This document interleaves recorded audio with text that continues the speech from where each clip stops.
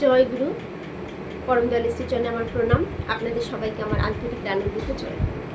আজকে যে ইষ্ট প্রসঙ্গটি রাখছি তা হলো আগামীকাল হচ্ছে কালী পুজোর ঠিক আগের দিন, ভূত চতুর্দশী।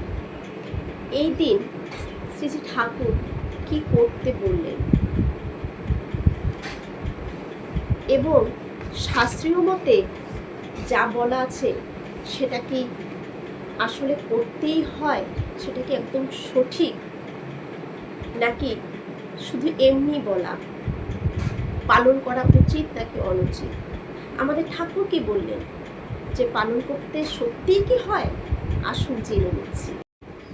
একদিন সুশীলদা শ্রী শ্রী ঠাকুরকে বললেন যে শাস্ত্রকাররা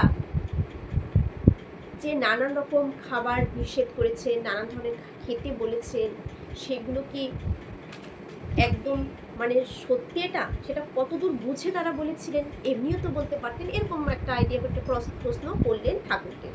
তখন শ্রী ঠাকুর বললেন যে যেমন শাস্ত্রে গাজর খাওয়া নিষিদ্ধ, অথচ গাজরে তো প্রচুর ভিটামিন আছে।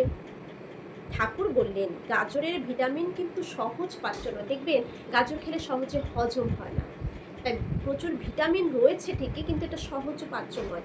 আর সহজ পাচ্য যেসব খাবার নয় সেটা সাত্ত্বিক খাবারের মধ্যে পড়ে না। কারণে যে খাবার সহজে হজম হয়, সহজ পাচ্য, সেটাই সাত্ত্বিক আহার, যেটা শরীরের জন্য ভালো। তো ভিটামিন রয়েছে প্রচুর, কিন্তু এটা সহজ পাচ্য নয়, তাই বেশি খাওয়াটা ভালো নয়। এখন এই যে দ্রষ্টা পুরুষরা যে বিভিন্ন খাওয়ার বিধান দিয়েছেন, এই তিথিতে এটা খেতে নেই, এই তিথিতে এটা খেতে হবে, এগুলো কি কতদূর সঠিক? আমাদের ঠাকুর কি বললেন? ঠাকুর বললেন দ্রষ্টা পুরুষরাই শাস্ত্রকার হন, তারা সব বোঝেন, সব দেখেন, সব জানেন। তারা আন্দাজ করে কোনো কথা বলেন না, তারা দেখে বলেন আমাদের কল্যাণকর প্রথাগুলির পেছনে কি আছে। সম্পূর্ণভাবে সেসব নির্ধারণ না করা পর্যন্ত হঠাৎ কিছু বর্জন করা সমীচীন নয়। এই যে আমাদের বিভিন্ন নিয়ম কানুন থাকে, এগুলো অনেক সময় আমরা কি করি, বর্জন করে ফেলি। ধুর, এগুলো ছিল, এখন আর এগুলো করতে হবে না। কিন্তু ঠাকুর বললেন হঠাৎ করে এসব একটা বর্জন করে দিলাম, সেটা উচিত নয়। সম্পূর্ণভাবে এটাকে অ্যানালাইজ করা দরকার যে পেছনে কি রয়েছে।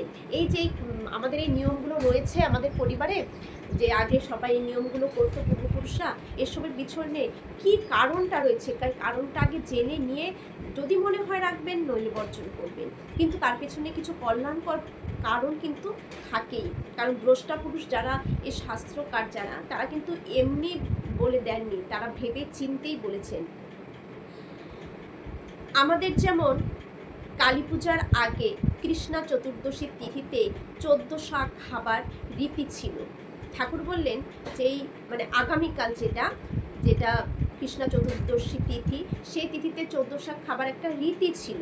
14 শাক কি তার নির্দিষ্ট ছিল, 14 শাকগুলো কি হবে সেটাও নির্দিষ্ট ছিল। সেটা কিন্তু এই আলোচনা আমি বলবো যে কি কি শাক, এই 14 শাকের মধ্যে কি কি শাক খেতে হয় এবং এই শাকের উপকারিতাটা কি, সেটাও কিন্তু জেনে নেবেন। অবাক হবেন যে সত্যি এই উপকার রয়েছে। এবং দেবতারা কোন শাকটি খেয়ে তাদের মানে শরীরের যে শক্তি বা তাদের যে শরীরের যে, তারা তো কখনো বয়স হতো না, ঠাকুর দেবতাদের কেন হতো না, কোন শাক তারা সবসময় গ্রহণ করতেন, সেটাও কিন্তু এই আলোচনায় থাকবে। তার প্রত্যেকটারই ভেষজ গুণ ছিল।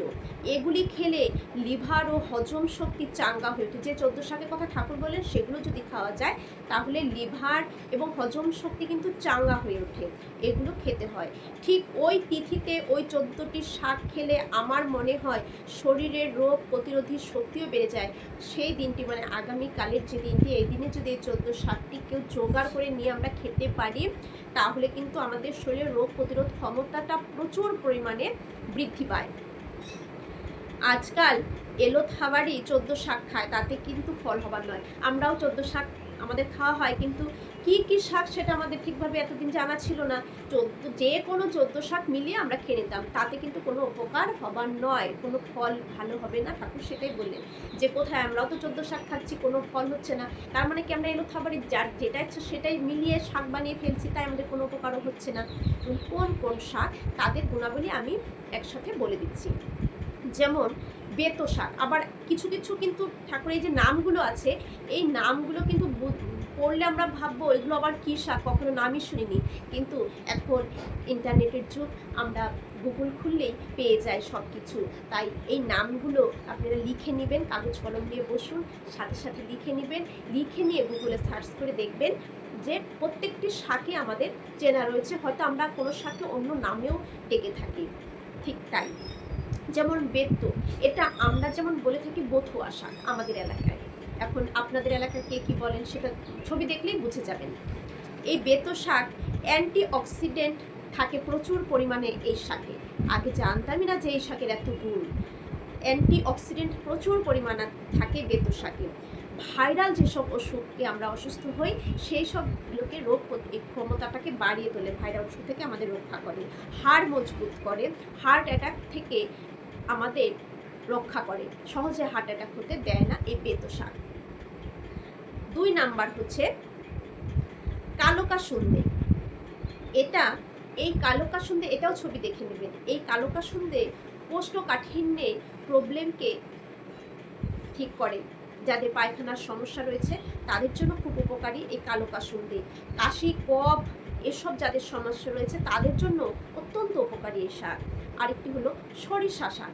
সরিষা শাকের যে গুণ রয়েছে সেটাও আমার জানা ছিল না। এটাতে সরিষাটাকে প্রচুর পরিমাণে ভিটামিন সি থাকে।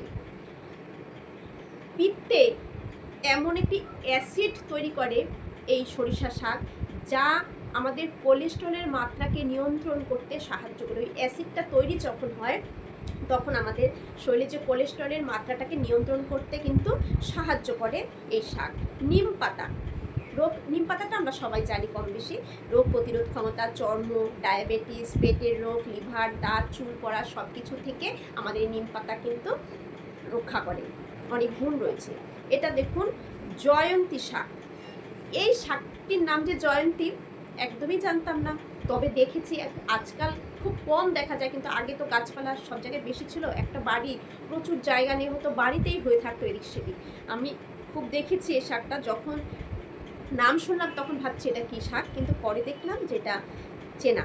অনেকটা তেঁতুল পাতার মতন হয় এই শাকটি, দেখবেন একটি গাছের মধ্যে আগে দেখা যেত, এখনও নিশ্চয়ই খুঁজলে পাওয়া যাবে, তেঁতুল পাতার মতন হয় এই শাকটি। এটি সর্দি, কাশি, ফুসফুসের যে শ্লেষ্মা জমে সেগুলোর জন্য খুব অত্যন্ত উপকারী এই শাক। এবার দেখুন সাঞ্চে শাক। এটা কিন্তু নামটা শুনে মনে হচ্ছে না কি শাক, এটা কুলেখাড়া শাক। আমরা জানি কুলেখাড়ার গুণাগুণ, রক্তে হিমোগ্লোবিনের মাত্রা বাড়ায়, কোষ্ঠকাঠিন্য দূর করে, ডায়রিয়ার জন্য খুব উপকার। আবার হলো পলতা শাক। পলতা শাক হচ্ছে পটল পাতা, দেখতে অনেকটা হার্টের মতো, লাভ চিহ্নের মতো হয় পলতা শাক। এটা টাকের সমস্যা দূর করে, মাথায় যে টাক পড়ে যায় এই টাকের সমস্যাকে দূর করে, তার মানে চুল পড়া মনে বন্ধ হবে। আমার খুব চুল উঠছে, এটা জোগাড় করার চেষ্টা রাখবো। এই পলতা শাক রস, টাকের সমস্যা, পলতা পাতার যে রস করে লাগালে টাকের সমস্যা দূর হয়, ত্বকের সমস্যাও দূর হয় এই পলতা পাতার রস। গুলঞ্চ, পদ্মগুলঞ্চ আমরা সবাই জানি, এর উপকারিতাও আমাদের সবাই জানা আছে, কিন্তু আসুন শুনে নেই পলতা পাতার আরেকটি দিক রয়েছে যেটা জানা নেই হয়তো অনেকেরই। এই পলতা গুলঞ্চ ওজন কমাতে সাহায্য করে, কিন্তু এই শাক দেবতারা পান করে যৌবন স্বাস্থ্যের অধিকারী হয়ে উঠেছে। এই গুলঞ্চের যে রস বা গুলঞ্চ যে খেতে, ঠাকুর সবসময় এটা খেতে আমাদের বলেন, নানান আলোচনা প্রসঙ্গে এটা রয়েছে। এটা দেবতারা পান করে তাদের যৌবন এবং স্বাস্থ্যের অধিকারী হয়ে উঠেছে এইটি পান করে। এইটিকে অমৃত বলা হয়, শুল্কা এটি ডায়াবেটিসের জন্য অত্যন্ত উপকারী। হেলেঞ্চা শাক, এটা আমরা সবাই জানি, কোষ্ঠকাঠিন্য দূর করে, স্নায়ুকে সবল করে। আরেকটা হলো ঘেটু শাক। এই ঘেটু শাক প্রতিদিন যদি 3-4 চামচ করে খাওয়া যায় তাহলে দ্রুত মেদ ঝরে, শরীরে যে মেদ সেটা দ্রুত ঝরে যায় এবং শরীরের বল বৃদ্ধি হয়। শুশনি শাক, এই শাক স্মৃতিশক্তি বাড়ায়, টেনশন দুশ্চিন্তা দূর করে, অনিদ্রা থেকে রক্ষা করে।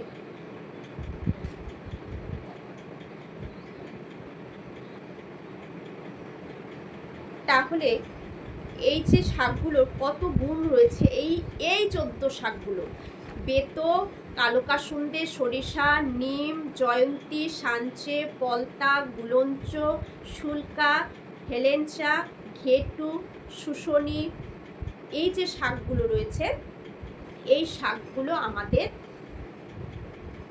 আগামীকাল, আজ থেকে যদি এটাকে জোগাড় করে আগামীকাল খাওয়া যায় আমাদের জন্য খুব উপকার। সেদিন এই শাক খেলে নানান রোগ প্রতিরোধ ক্ষমতা আমাদের বেড়ে যায়।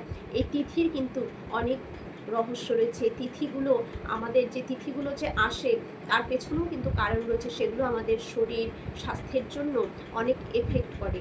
তাই চেষ্টা করবেন এই শাকগুলো জোগাড় করে খাবারের জন্য। আর সব সময় এই শাকগুলি এক একটির এক এক গুণ রয়েছে। আমরা যদি এই শাকগুলো খাই আমরা ভালো থাকবো, সুস্থ থাকবো, আমাদের যৌবন স্বাস্থ্যের অধিকারী হয়ে উঠবো আমরা। তারপর যাদের মেনোপজের সমস্যা রয়েছে তাদের জন্য ভালো, এই শাকগুলো খাবেন, খুব ভালো থাকবেন। সবার মঙ্গল প্রার্থনা করি দয়ালের শ্রীচরণে। জয়।